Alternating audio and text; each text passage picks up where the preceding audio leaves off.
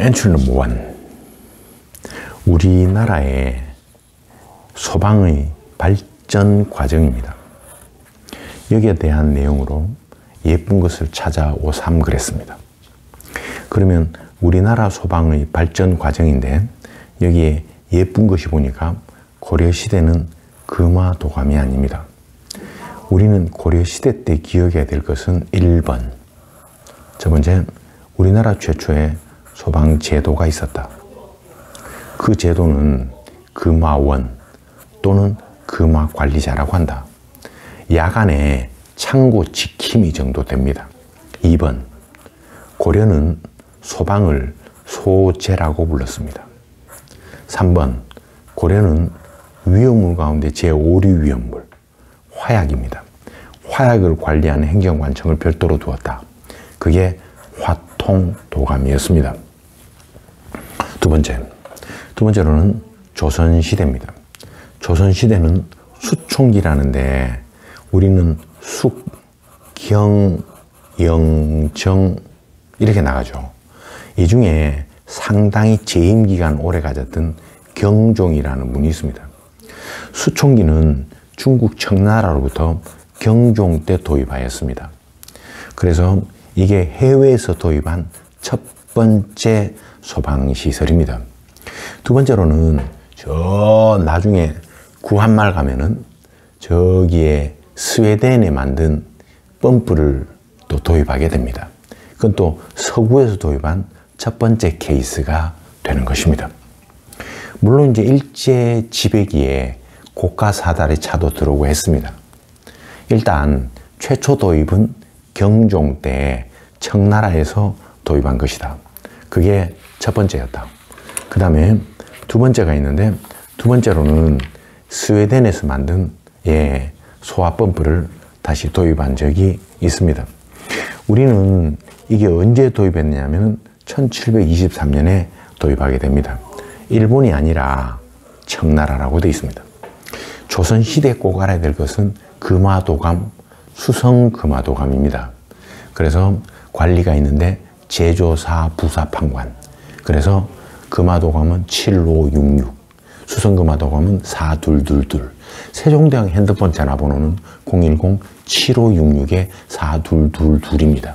제조, 사, 부사, 판관이었습니다. 그리고 조선시대 최초의 소방법령은 태종 때 만들었습니다. 금화령이라는 것을 만들었습니다. 조선시대 처음으로 자위소방대가 있었습니다. 오가 작통제라고 합니다. 원래 국사책에는 성종이라고 되어 있지만 우리는 세종이라고 되어 있습니다. 일종의 자위소방대였다고 되어 있습니다. 조선시대는 금화군이라고 있는데 비상설 소방조직도 있었습니다.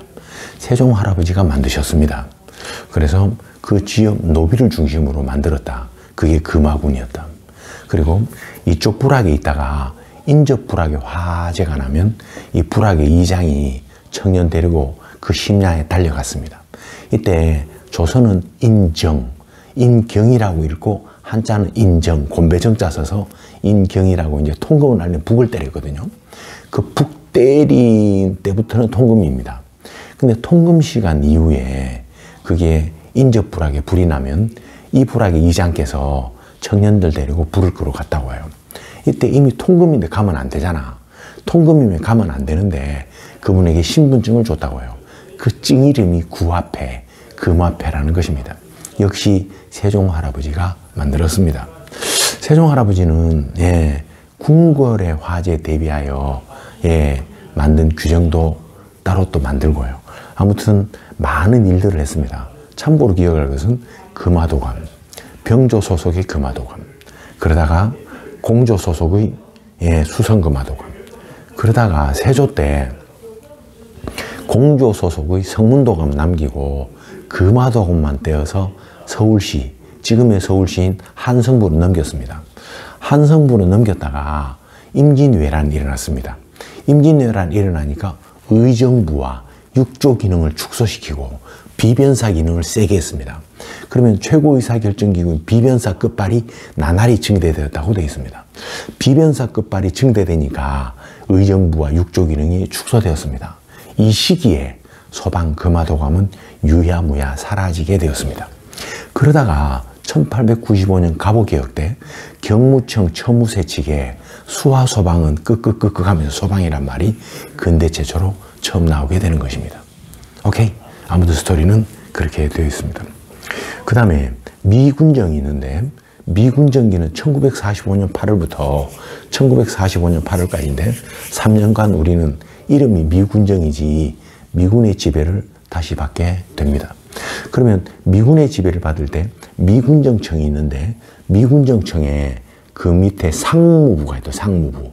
상무부라는 것은 지금 말하면 내무부, 행정안전부입니다. 그 한자로 적으면